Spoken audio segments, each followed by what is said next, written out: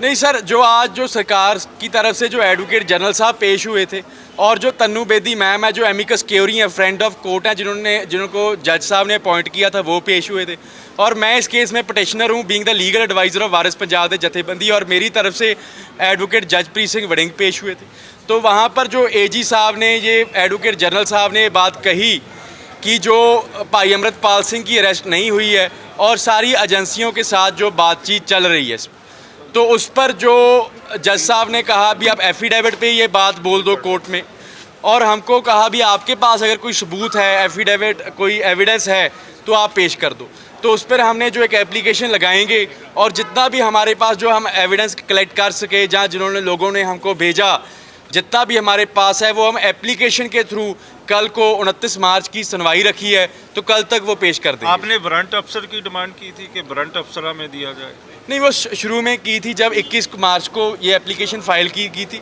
उसके बाद आज हमारी कोई वारंट ऑफिसर की प्रेयर नहीं थी, क्योंकि हमें पता नहीं है वारंट ऑफिसर होता भी कोई ख़ास पुलिस स्टेशन में रेड करवाना हो, तो हमें अभी तक इतना पता नहीं है। किसी मर्जी पुलिस स्टेशन में हो सकते हैं भाई अमृतपाल सिंह, कहीं मर्जी हो सकते हैं। तो सरकार ने क्या कहा है कि अमृतपाल को पकड़ने के बिल्कुल नज़दीक है सरकार, या क्या कहा है?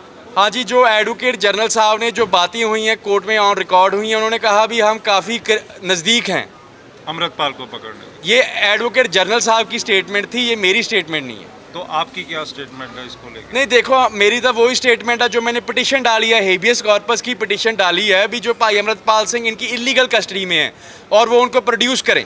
जो लीगल कार्रवाई है जो वारिस पंजाब की जथेबंदी है वो कर रही है, जितने भी नौजवान हैं, चाहे असम में है, NSA लगे हैं, उनकी भी जो लीगल प्रोसीडिंग्स है, लीगल पैरवी है, सारी वारिस पंजाब की जथेबंदी करेगी। वारिस पंजाब की लीगल टीम वहाँ पर जाएगी, सारा जायज़ा लेगी, वहाँ जो कानूनी प्रोसीडिंग्स वहाँ पर करनी वाली हैं असम में, वो वारिस पंजाब की जथेबंदी करेगी और नहीं कोई। और यहाँ पर भी जितने भी नौजवानों पर ये जिनको इलीगल कस्टडी में जो 200 सवा 250 नौजवानों को पंजाब में इलीगल कस्टडी में रखा था, उनकी जो सारी की सारी जो लीगल कार्रवाई है वारिस पंजाब दे कर रही है और वारिस पंजाब दे करेगी। लेकिन सरकार तो कह रही है हमने रिलीज कर दिया है उनको। नहीं, काफ़ी शायद मेरी जितना मैंने न्यूज़ में देखा था, न्यूज़ मीडिया में देखा था, कुछ को रिलीज़ कर दिया है और अभी तक काफ़ी अंदर हैं। काफ़ी के जो गार्डियंस हैं, पेरेंट्स हैं, उनके मुझे फ़ोन आ रहे हैं। किसी को 353 में झूठे केस में फंसा दिया, किसी और झूठे केस में उनमें डाला जा रहा है। 107-51 की उनकी बेलें रिजेक्ट कर दी, जो होना नहीं चाहिए था। तो उन सभी की जो लीगल प्रोसीडिंग्स की पैरवी है वो वारिस पंजाब दे करेगी। तो तरह तरह की चर्चाएं भी चल रही हैं, क्योंकि आप उनके वकील हैं, तो कहा जा रहा है कि अमृतपाल यूपी में देखे गए हैं, इसी तरह नेपाल में है। तो आपका क्या मानना है? नहीं देखो जी, आजकल टेक्नोलॉजी जो AI टेक्नोलॉजी आ चुकी है, किसी भी चीज़ को आज हम जो एक फ़ेक फ़ोटोग्राफ्स, फेक वीडियोस बन सकती हैं। जो वर्ल्ड के दूसरों देशों के प्रेसिडेंट हैं, उन अमेरिका वर्ग के देशों की, उनकी जो फेक जो फ़ोटोज़ बन सकती हैं, तो ये तो जो कोई मर्जी कर सकता है। जो हमारा स्टैंड पिटिशन वाला है, हेबियस कॉर्पस वाला, अगर पुलिस के पास इतनी सारी जानकारी है तो जो देश की एजेंसियां लगी हैं, पंजाब की एजेंसियां, तो फिर पकड़ा अभी तक उनके हाथ क्यों नहीं कुछ लगा? तो हमें इसमें कुछ फिशी लग रहा है। एक प्रोपेगेंडा चलाया जा रहा है भाई अमृतपाल सिंह की इमेज को ख़राब करने के लिए, जो साथी थे उनकी इमेज को ख़राब करने के लिए। तो कुछ मीडिया चैनल्स भी इनके साथ हैंड इन ग्लव्स हैं। सर, जिस तरीके से ये सारे वीडियोस या फोटोग्राफ सामने आ रही हैं, क्या आपको लगता है कि ये सारा कुछ एक प्लानिंग के हिसाब से ही रिलीज़ किया जा रहा है और उसके अकॉर्डिंग ये सारा अपनी मनमर्जी से सारा कुछ किया जा रहा है? देखो, ये हम पूरा मुझे इस चीज़ की एप्रीहेंशन पूरी है भी, ये जो कर रहे हैं एक प्लानिंग के तहत एक प्रोपेगेंडा।